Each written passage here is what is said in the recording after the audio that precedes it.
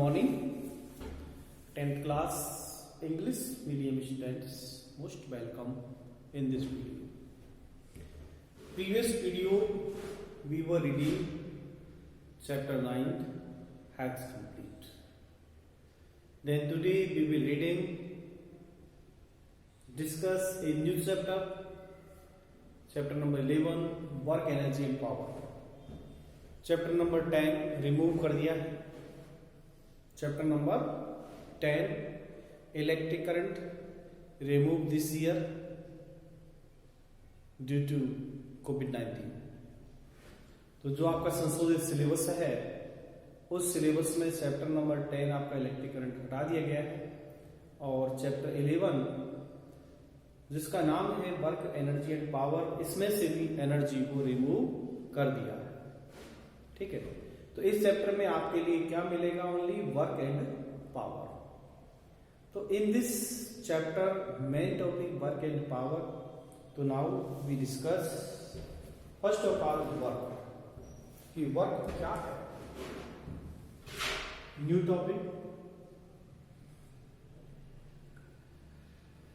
Chapter 11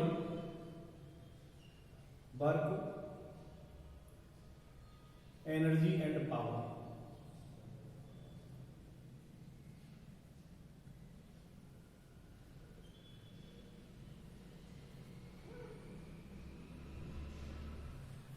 work energy and power.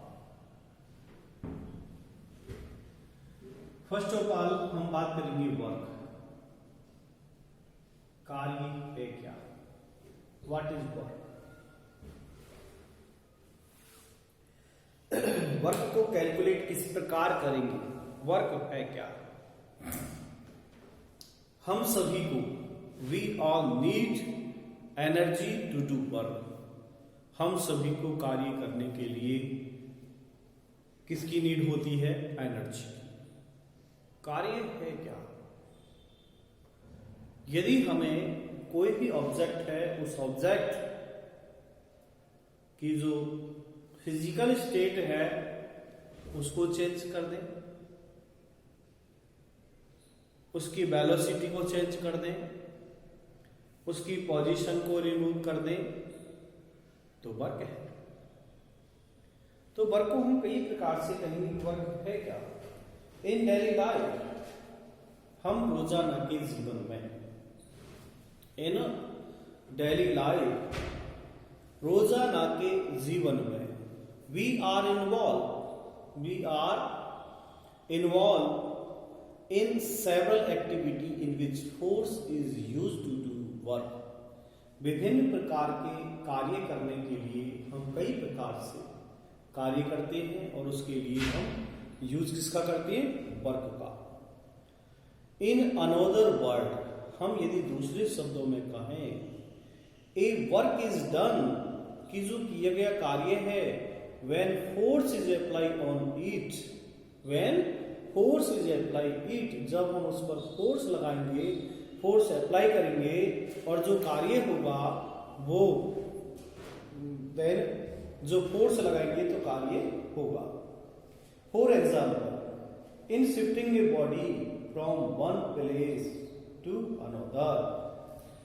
Example के लिए a body from one place to another, कोई वस्तु है जो एक स्थान पर रखी हुई है.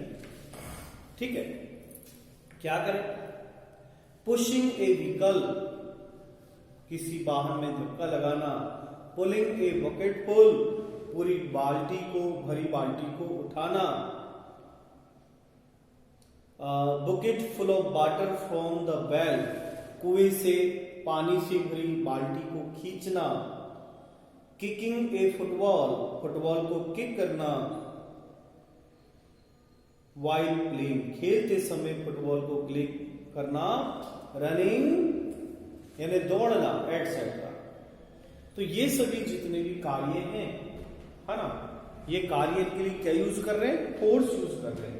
बिना फोर्स यूज के कोई कार्य नहीं होता. तो ऑल वर्क नीड फोर्स. सभी कार्यों के लिए किसकी आवश्यकता है? फोर्स की। हम कार्य तो करें लेकिन नीड किसकी होगी? फोर्स की नीड होगी। Then we all need energy to do work. We all need, हमें आवश्यकता है, हम सभी को एनर्जी टू डू वर्क, कार्य करने के लिए ऊर्जा की आवश्यकता है। ऑल लिविंग बीइंग्स, सभी जीवित प्राणी गेट एनर्जी फ्रॉम फूड। सभी जीवित जो जीव हैं वो फूड से एनर्जी प्राप्त करते हैं। All living beings get energy from the food, भोजन से प्राप्त करते हैं। They eat while machine get their energy from fuel electricity. They eat while machine get their energy from fuel of electricity. यदि आप मशीनों में देखें तो मशीनों में जो एनर्जी है वो या तो फ्यूल से आती है या इलेक्ट्रिसिटी से आती है। Power is also a important concept related to word. We consider a person और मशीन मोर पावरफुल। तो पावर इज आल्सो इम्पोर्टेंट, यानी जो शक्ति है, ताकत है, वो पहले से ही हम जानते हैं कि महत्वपूर्ण धारणा है रिलेटेड टू वर्क, कार्य से संबंधित। वी कंसीडर, हम विचार करते हैं, ए पर्सन और मशीन, एक व्यक्ति और एक मशीन, मोर पावरफुल, ज्यादा शक्तिशाली कौन है। इफ कॉमन्स और कंप्लीट एनी वर्क फास्टर और quicker than any other one. यदि इन दोनों में से कार्य जो जल्दी करेगा, in this chapter we will study about work energy and power. इस चैप्टर के अंदर हम स्टडी करेंगे वर्क एनर्जी एंड पावर। तो हमारा मेन आज का जो क्वेश्चन है वो है पावर, वो वर्क। अब वर्क है क्या? वर्क के लिए आपको यूज करना होगा, use apply work on it. किसी भी ऑब्जेक्ट पर हमें पहले फोर्स अप्लाई करना पड़ेगा। तो ये मान लीजिए कोई ऑब्जेक्ट, और इस ऑब्जेक्ट पर आपने फोर्स अप्लाई किया, फोर्स मतलब बल, ठीक है। अब यदि इस ऑब्जेक्ट में object physical state no change, यदि इसमें कोई चेंज नहीं आता है, फिजिकल स्टेट इसकी चेंज नहीं होती है, तो वर्क डन इज शून्य। भाई जितने भी हमारे कार्य हैं, वी ऑल नीड, हम सभी को आवश्यकता है, need energy to do work, कार्य करने के लिए। वर्क के लिए क्या चाहिए? Force.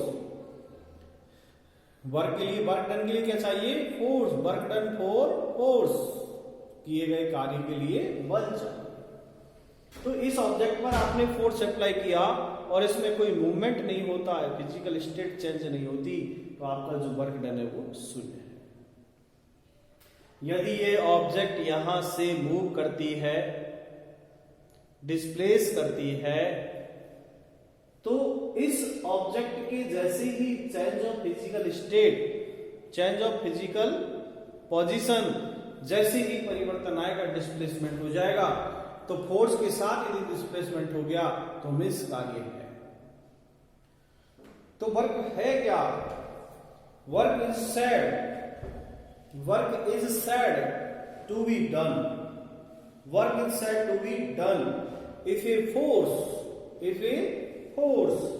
change the state of rest, change the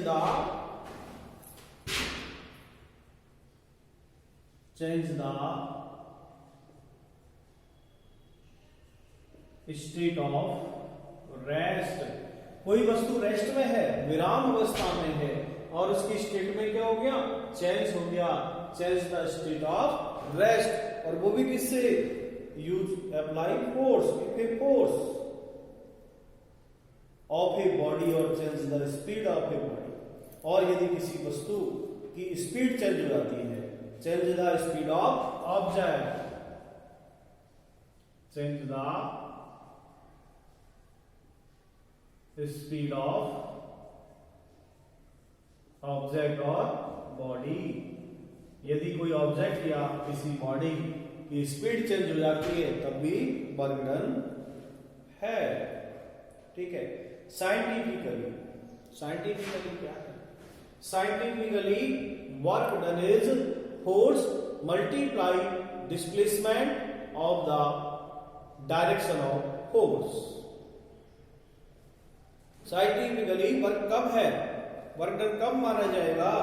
तो scientifically work is the product of force and the displacement in the direction of force apply on it. It means the work done is equal to product of force and displacement along the direction of force.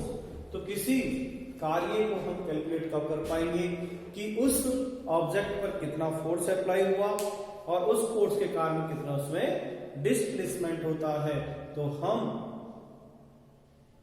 कार्य को समझ पाते हैं। ठीक है, तो यहां मैं इसको बताता हूं आपको कि यही एक हॉरिजॉन्टल प्लेन,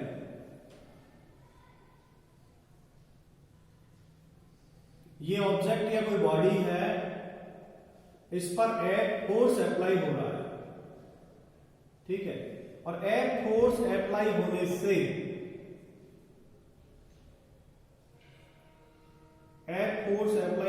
ये ऑब्जेक्ट आपका यहां से यहां डिस्प्लेस हो गया।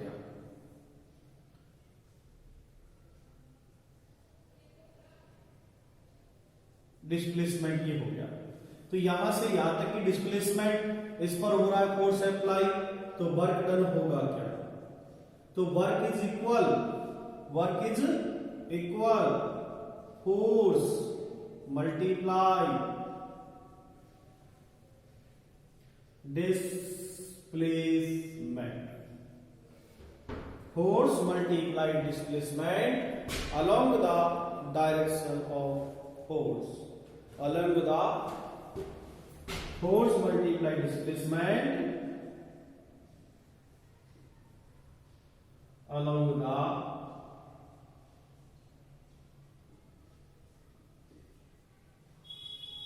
Direction of force. तो यहां पर देखिएगा कि वर्क इक्वल है क्या? Work equal to force multiply displacement along the direction of force. तो यहां पर जो कार्य की गणना है वो फोर्स मल्टीप्लाई डिस्प्लेसमेंट की इक्वल होगा। तो मैं यही कहूंगा कि W equal to F multiply S। ठीक है, तो यहां सबसे पहले आप डेफिनेशन नोट करेंगे और वो भी साइंटिफिकली। एक लाइन आपको मैं वैसे लिखा, ये बाद में लिखना, पहले एक लाइन आप लिखे ऊपर। We said work is said, एक लाइन लिखें, work is said to be done, work is said to be done. भाई किया गया कार्य कब होगा? Work is said to be done if a force change the state of rest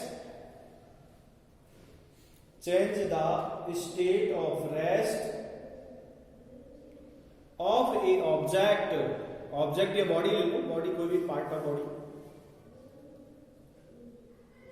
या human body की नहीं कह रहा, बॉडी मतलब कोई भी वस्तु, कोई भी part. Force change the state of rest of a body or change the speed of object।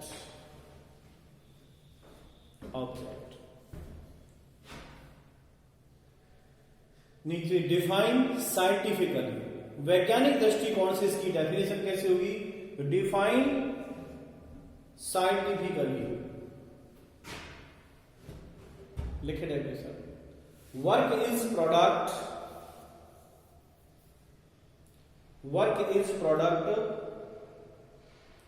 of force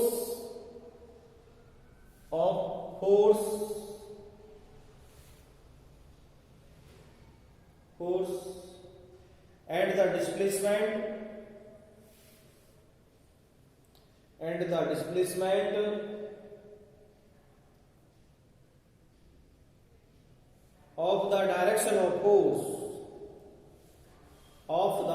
direction of force.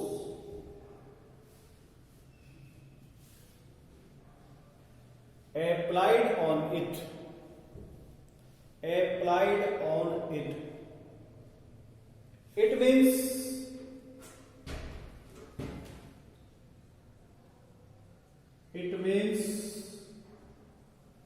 work done.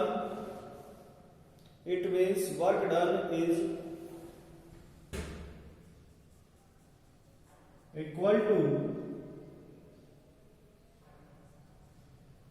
It means work done is equal to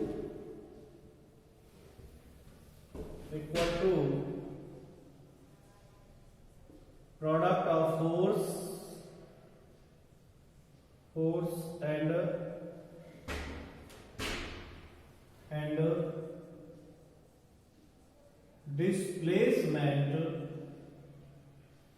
displacement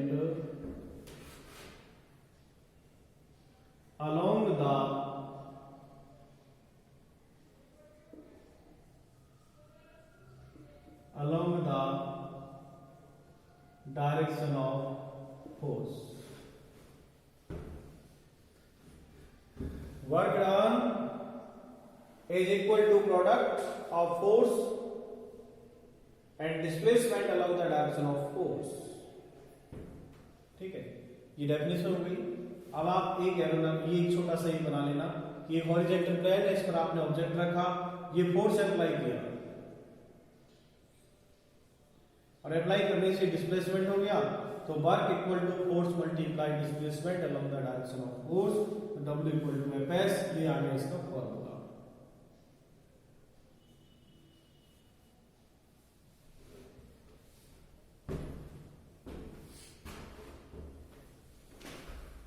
work is scalar quantity.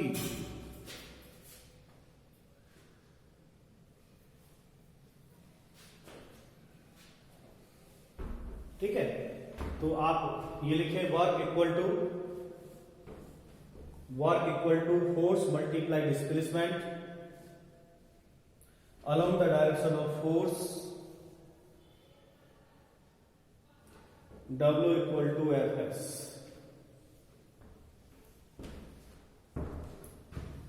W equal to Fs।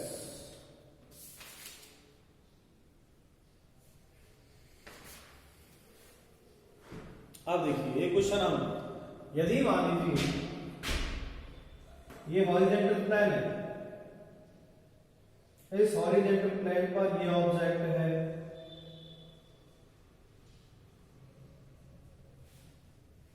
ठीक है, आप किसी सफर में जा रहे हैं, if you suffer, आप travel कर रहे हैं, आपके पास कोई बैग है जिसमें पहिए लगे हुए हैं, ठीक है, हॉरिजॉन्टल सरफेस पर आप इसको मान लो पकड़ के इस तरह खींचते हैं, तो ये लग रहा है फोर्स, क्या लग रहा है, ये फोर्स, और डिस्प्लेसमेंट हो रहा है,